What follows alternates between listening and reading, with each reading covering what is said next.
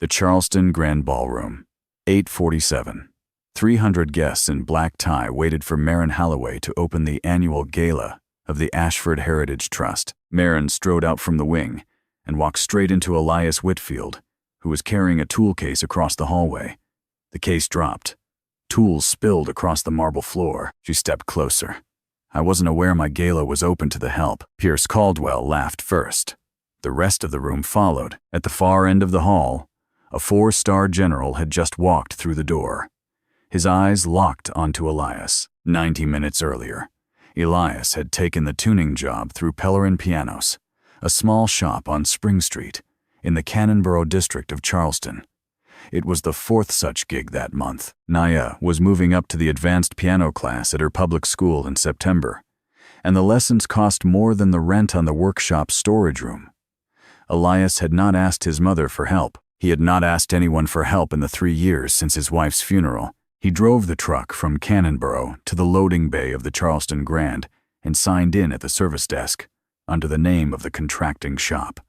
The clerk did not look up at his face. The clerk handed him a laminated badge with a green stripe that read "Approved Vendor" and pointed him toward the freight elevator. Elias clipped the badge to his shirt pocket and walked Naya past the kitchen toward the staff alcove, where contractors were permitted to wait. Naya sat with a workbook open on her lap.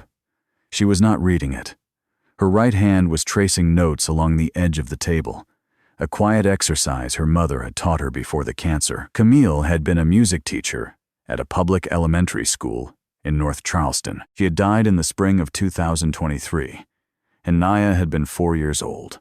The girl could not say much about her mother anymore in full sentences, but her right hand remembered everything. Hollis Granger, the head waiter at the Charleston Grand for 19 years, walked past the alcove with a tray of folded napkins. He stopped when he saw the girl. He set the tray down on a sideboard. He did not stop because of her face. He stopped because of her right hand, which was moving in a slow pattern across the wood, the way his late nephew had practiced silent piano on the arm of a hospital chair the year before he died. "You waiting for someone, sweetheart?" "My dad. He's fixing the piano." "What's your dad's name?" "Elias Whitfield." The name did not register. Hollis had never been a man who connected dots quickly. He had only been a man who paid attention. He took a small chocolate from his apron pocket and pressed it into the girl's hand and walked back out into the corridor with the tray. On the executive floor above the ballroom, Pierce Caldwell placed a stack of contracts on Marin's desk. She was already at the mirror, fastening an earring. "Standard procurement renewals," he said. "Sign and forget." She signed 7 pages without reading.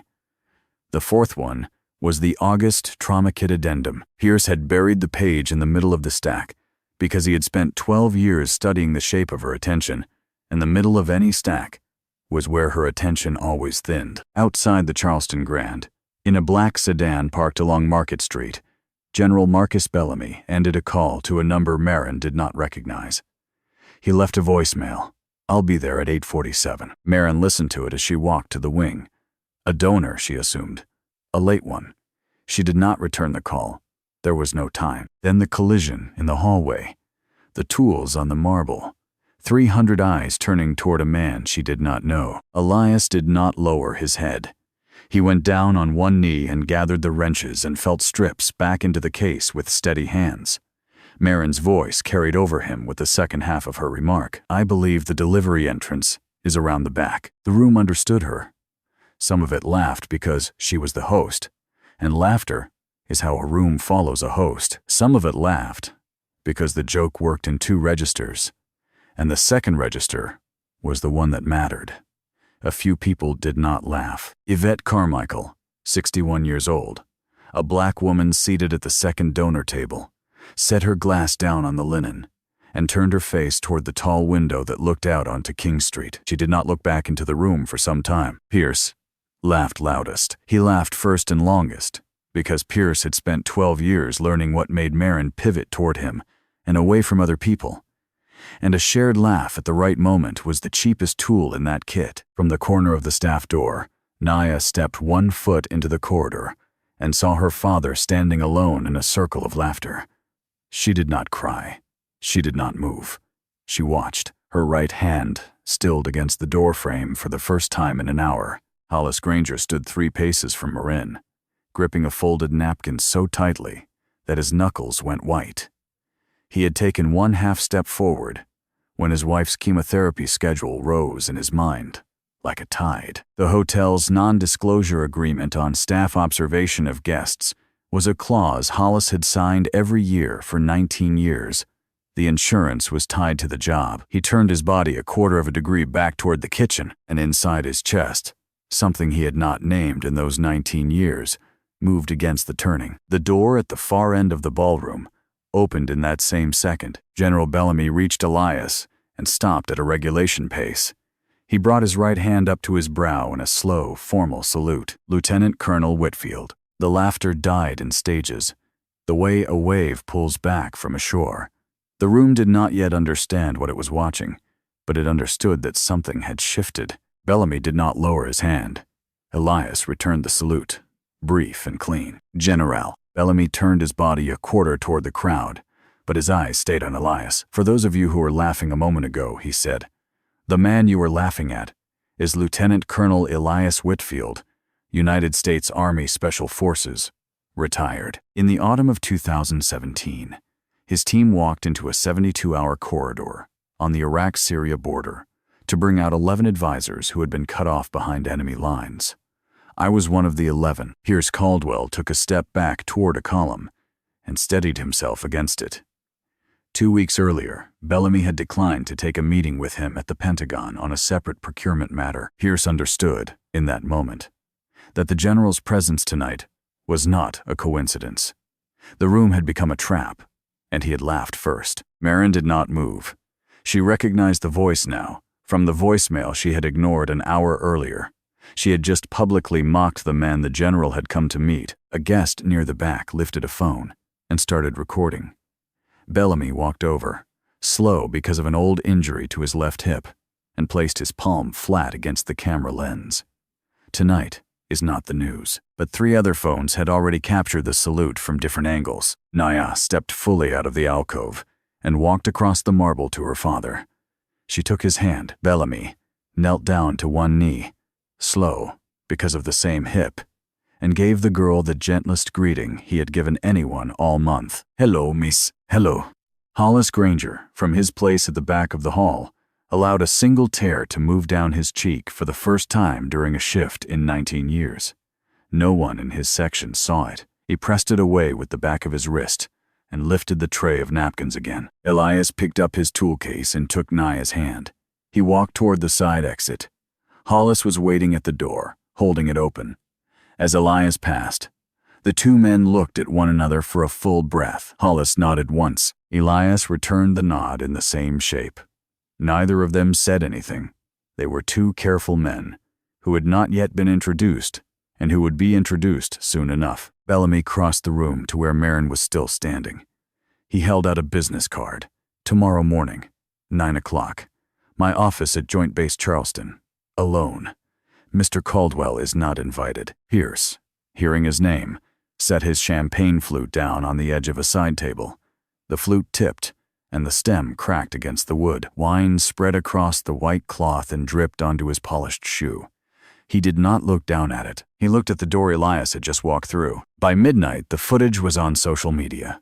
The top comments under the most shared clip were exactly what one would expect from a country that still had not finished its long argument with itself. Most were embarrassment on Marin's behalf, or admiration for the general, or quiet gratitude for the lieutenant colonel. But a second band of comments ran underneath, brief and ugly and frank, aimed at the man in the gray work shirt with reasons that had nothing to do with tool cases or galas. Bellamy saw them in his sedan on the drive back to base. Elias saw them in the kitchen of his small house in Cannonborough after he had carried Naya to bed. Neither of them mentioned it to the other in the days that followed. There were a great many things neither of them would mention to the other. The next morning at 9, Marin sat across a wide oak desk from General Bellamy in his office at Joint Base Charleston. The room was modest. A framed map of Iraq on one wall, a photograph of his late wife on the credenza. He did not mention Elias. He opened a thin folder and slid it toward her. 3 trauma kit contracts. Defense logistics agency, priced at 31% above the published catalog, all bearing your signature. She looked at the pages. Her signature was on the bottom of each one. You signed these? Or someone signed for you? I signed. Did you read them? She did not answer. Bellamy closed the folder. He folded his hands on top of it. I did not come to the gala for the charity, Miss Halloway. I have been watching Pierce Caldwell for 3 months. Lieutenant Colonel Whitfield's presence last night was not part of my plan. He was a complication. I am giving you 72 hours. You clean your house, or DCIS cleans it for you. After that, I cannot help you. Marin lifted her chin. Why 72 hours? Why help me at all? Your father pulled me out of a burning Humvee outside Mosul in 2004. He took shrapnel in the back doing it. We were both majors then. I owe him a debt. I am paying part of it now. She did not know that story. Her father had never told her. He had never told her many things. She was beginning to realize. And now he was 9 years dead, and there was no one left to ask. He never said anything, she said. Not at any of the dinners. Not at the funeral of his own colonel. Your father did not tell the stories he was in. He told the stories about the men he served with. That is how you can tell who he was. She drove from the base directly to Pellerin Pianos in Cannonboro. The shop was on a quiet block of Spring Street, between a tailor and a closed antique store. Naya was at school. Elias was at the workbench in the back, cleaning the action of an upright with a soft brush. She stood in the doorway. I came to apologize, and I came to ask for help. He did not look up. Those are not paid by the same person. I know, but I don't have anyone else to ask. She placed the folder Bellamy had given her on the counter. Elias set down the brush and glanced at the top page. He had carried trauma kits like the ones described in the document into 3 deployments. He recognized the prices immediately for what they were. He pushed the folder back toward her. Read it first. All of it. Then I'll tell you what you're looking at. She sat down on a wooden chair near the bench and read for 2 hours. He worked the upright the entire time and did not look at her once. The shop smelled of varnish and felt and the cold metal of tools. A radio on the shelf played a baseball game on low volume. The Braves against the Marlins, and Elias turned it off after the 3rd inning, because she had reached a page he could see was the difficult page, even from across the room. When she finished, he set down his brush.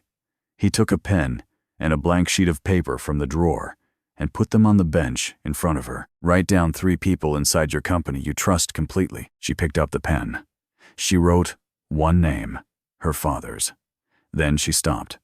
The other 3 lines on the page stayed empty. You're alone, Miss Halloway, and I don't accept tears as an answer. She did not cry, but her hand was shaking when she picked up the folder. At the door, she stopped and asked him a question she had not planned to ask. Why are you helping me? After what I did last night? Elias wiped his hands on a shop rag. He did not turn around. I'm not helping you. I'm helping the man who signs paperwork without reading it. Those trauma kits go to kids in uniform. A lot of them look like me. I won't have that on my hands because you wanted to get to a microphone on time. She stood at the doorway for a long second. She did not say anything else.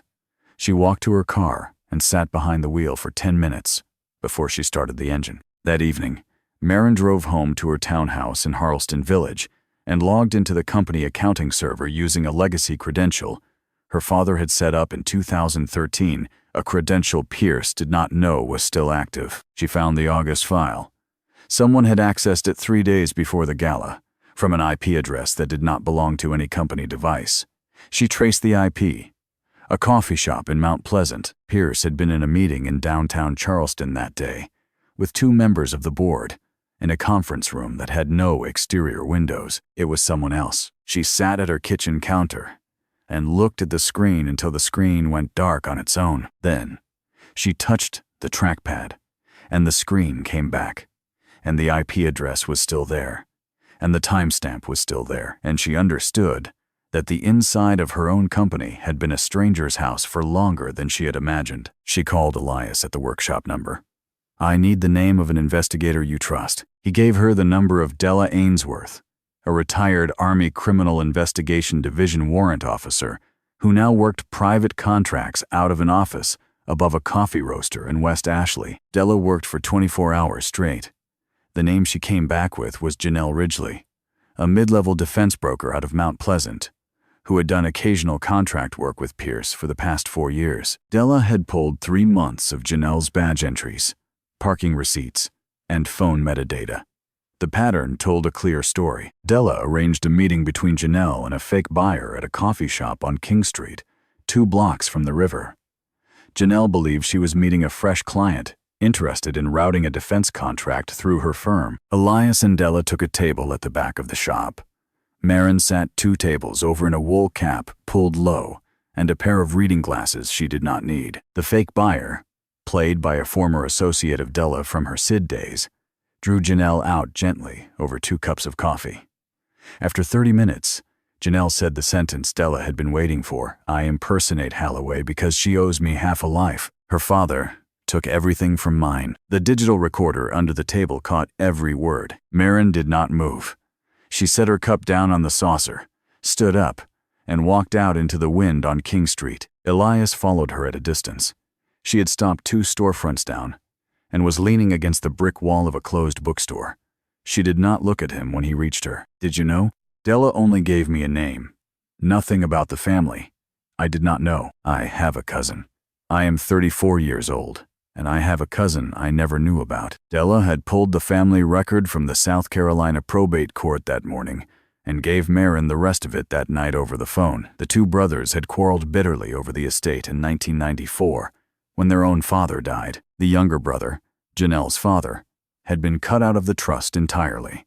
The reason had been written nowhere in the will, but had been understood by everyone in the family. The younger brother had married a black woman from Walterboro named Vera, and the old man had refused to receive her in his house even at the wedding.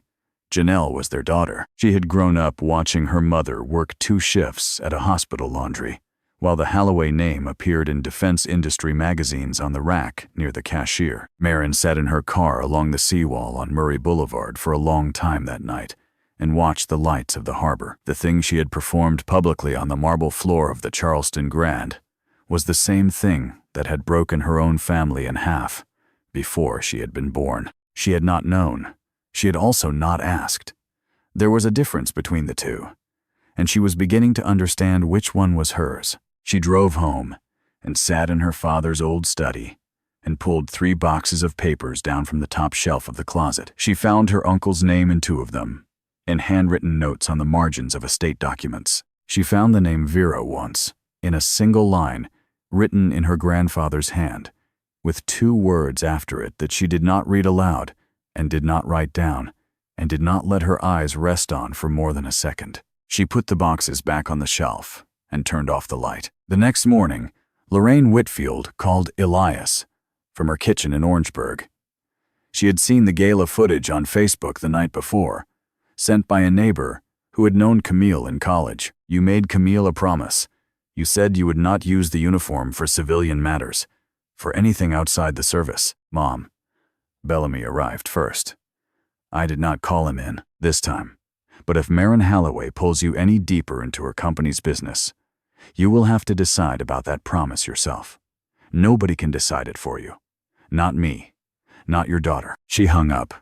Elias sat in the workshop for a long time before he turned the lights on for the day's work. He looked at the framed photograph of Camille that he kept on a small shelf above the bench, taken at her last recital, her hand resting on the lid of a school upright. He did not move the photograph. He only looked at it. Then he opened the shop. That afternoon, Pierce sent Maren an email. The body of the email was empty.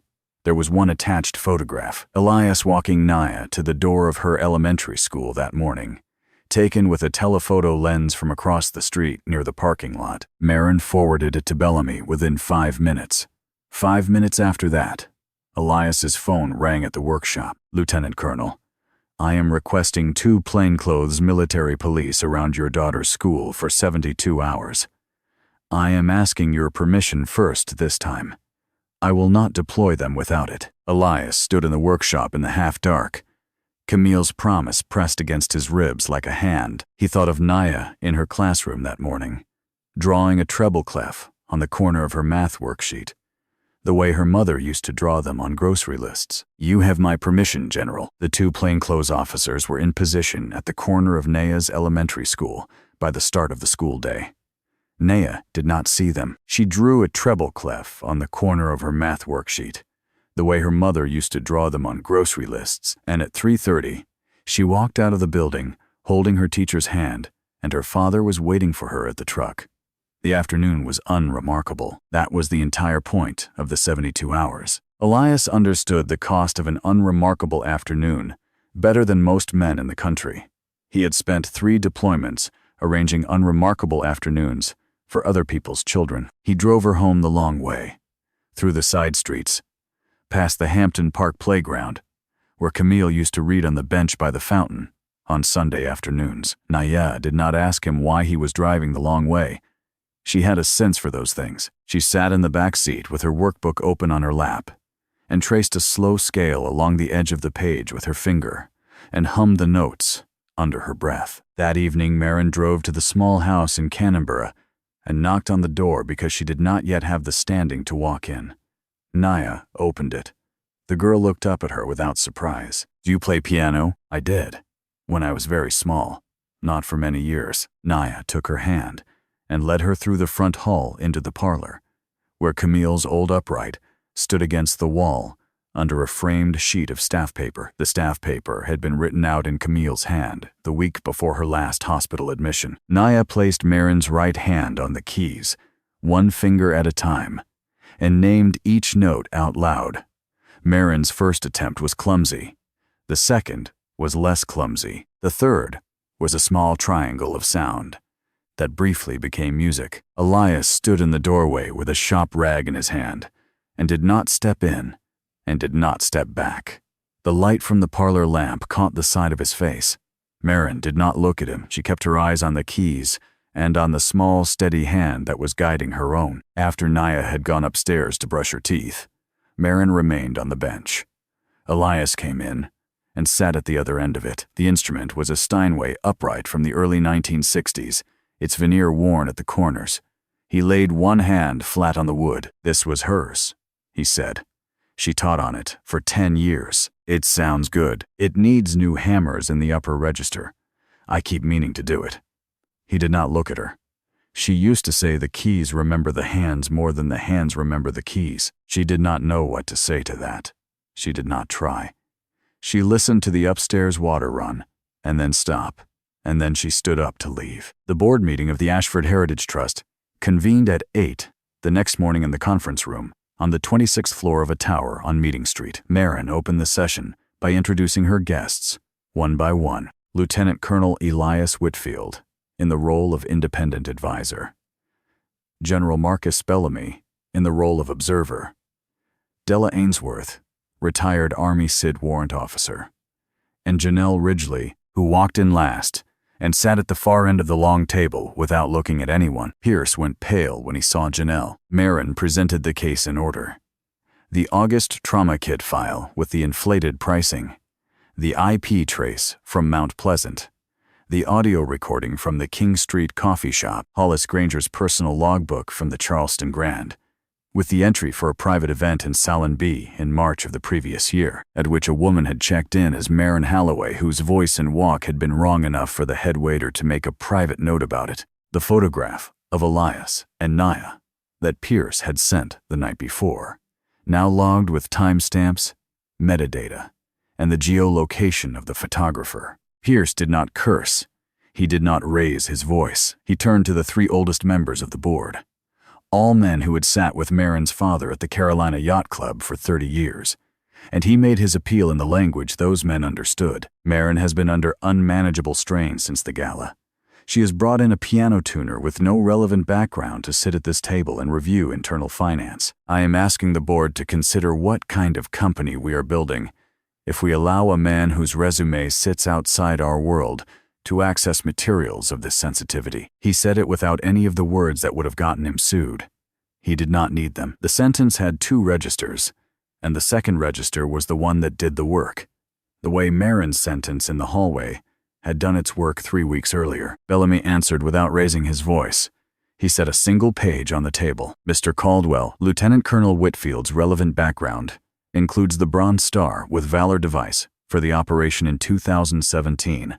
Classified citations I am not at liberty to read in this room. And last night, the arrangement of photographic surveillance of his 8-year-old daughter at her elementary school by a person currently sitting at this table. I would advise you to stop speaking before I forget that I am no longer on active duty. He set down a second page. The Defense Criminal Investigative Service opened a formal case at 6 this morning.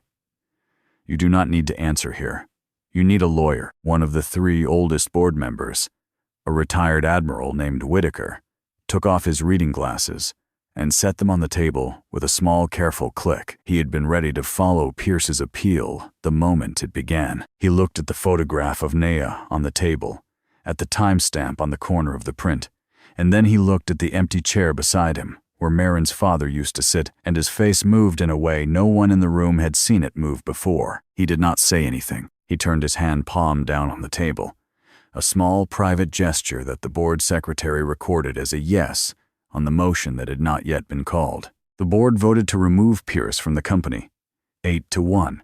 Hotel security from the building's lobby escorted him from the floor. From the side of the room, Yvette Carmichael, who had asked to observe as an independent consultant at Marin's invitation, looked at Marin once.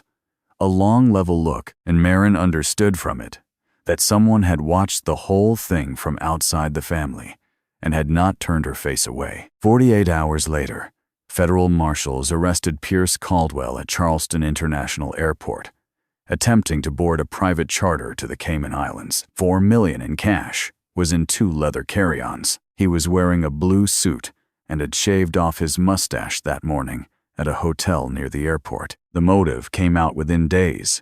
In the federal complaint, Pierce had personally invested $8 million into a defense electronics startup in Somerville that was burning through capital and would not survive past the year-end audit. He had been routing inflated contracts through the Ashford Heritage Trust to generate the cash flow to cover his exposure.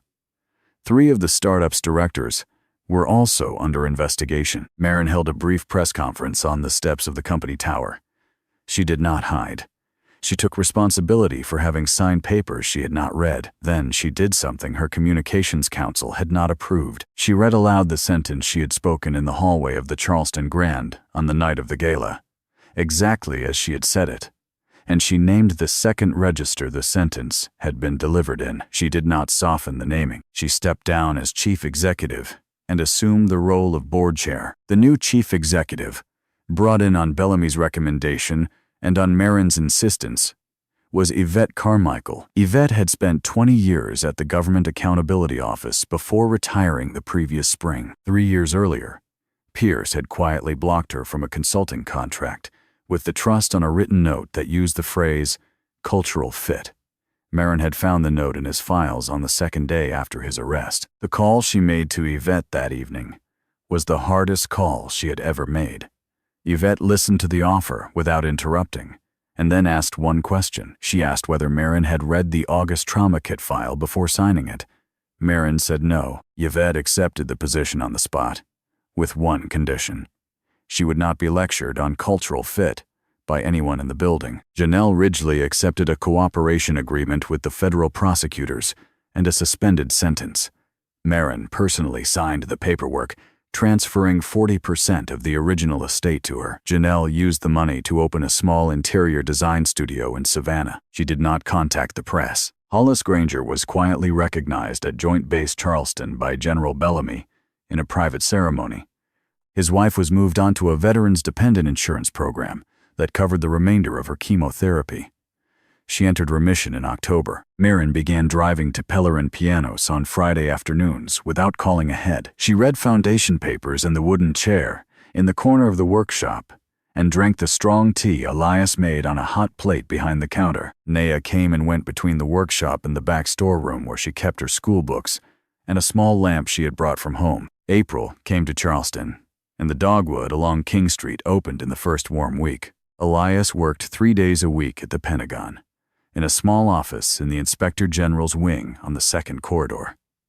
The position was civilian, The uniform stayed in the closet. He still picked Naya up from school every afternoon at 3:30. The promise to Camille had been redrawn, not broken. Lorraine had called from Orangeburg on the night before he sent the acceptance letter and had reminded him of something Camille used to tell her in the kitchen during the second round of chemotherapy. He had been made to keep other people alive. He should not put that down. Naya taught Maren to play piano again from the beginning. Every Saturday morning at the workshop, Elias worked at his bench a few steps away, on hammer felts and damper springs, and the small steel pins that held the wires in tension. He did not look up while she played, but each time she missed a note and corrected herself. His hand stilled for a single heartbeat before he resumed his work. The teaching was unhurried. Naya had a method she had inherited from Camille. Without knowing she had inherited it, she named the notes out loud, in a voice that was steady and patient, and a great deal older than the rest of her. She did not say the word wrong when Maren missed a key. She said the name of the note Maren had meant to play, and then she said the name of the note Maren had played, and she let the difference between the two sit in the air without comment. Maren learned more in those first 3 Saturdays than she had learned in a year of childhood lessons with a metronome and a woman who had not liked children. One Saturday morning in late April, Bellamy came by the workshop. He set a small velvet box on the bench. Inside was the bronze star with the valor device that Elias had refused to accept at his discharge ceremony because he had not wanted the public ceremony or the photographs. Bellamy did not speak. He saluted Elias once, privately, in the empty front of the shop, and left through the bell-hung door. Naya picked up the medal and turned it in the sunlight that came through the front window. "Dad, what is this for?" "For remembering people who didn't come home." She placed it carefully inside the lid of her piano case. Hollis Granger retired from the Charleston Grand after 20 years that spring. He and his wife moved closer to their daughter in Mount Pleasant. He sent Elias a single photograph in May, his grandson, age 7, sitting at the foot of his uncle's grave at the Beaufort National Cemetery, with a folded letter in his lap, the letter Elias had written for the boy, about who his uncle had been on the team, and not only how he had died. Janelle Ridgely sent Naya a small toy organ for her birthday in March, with a handwritten card. The card was signed, in a careful hand, "Your dad's cousin." Naya kept the card inside the same piano case where the medal lived. She did not yet understand the whole of what the word cousin meant in their two families, but she understood that a person who had not been there before was there now, and that this was something her mother would have liked. Yvette Carmichael appointed 2 black women to senior positions on the Trust's operating committee in her first quarter as chief executive. One of them was the daughter of a teacher who had taught Camille Whitfield at Burke High School 30 years earlier. Maren learned this from Yvette over a working lunch on a Wednesday in February, and did not say anything for a long minute afterward. She had grown up an hour from Burke High School and had never set foot inside its doors. She added the school to a short list she had begun keeping in a leather notebook on her desk of places she intended to visit before the year was out. The list was not long. It was not meant to be long. It was meant to be honest, and that was harder to keep than length. That afternoon, Maren stayed late at the shop. Naya fell asleep on the worn leather chair in the corner of the workshop, her cheek against a cushion that smelled of the lavender sachet Lorraine had sewn for her. Lorraine herself had driven up from Orangeburg that morning for a visit and was sitting near the front window with her knitting in her lap. Elias closed the workshop for the day and sat down across the small table from Maren. He did not speak. Lorraine stood up after a minute. "I am going for a walk." She put on her coat and went out the front door. The bell above the door chimed once and was still. The two of them sat in silence for some time. There was no urgency in it. The light from the workbench lamp was warm and yellow on the table between them. "Will you come to dinner with us?" Elias said. "Tonight and the other nights." It was not a declaration of anything. It was a clear question, asked plainly. For the first time, "Yes," she said. One word. He stood up to make a fresh pot of tea on the hot plate behind the counter. She watched him cross the room. Naya stirred on the chair. She opened her eyes, saw that Marin was still there, smiled a small smile to herself, and closed them again. Outside the workshop window, a single dogwood petal drifted down onto the sill. 6 months earlier, In a room of 300 guests, she had pointed at him and laughed. That evening, in a small piano workshop on Spring Street in Cannonboro, neither of them spoke of it. There was no need. They had not held hands. They had not kissed. They had not said a single word about love, but Naya was asleep in the corner, and Lorraine would be back from her walk soon. And the warm yellow light of the workbench lamp lay across all of them. Not a single one of them, not even the man who had once led a Green Beret team into a 72-hour corridor, wanted to get up and go anywhere at all.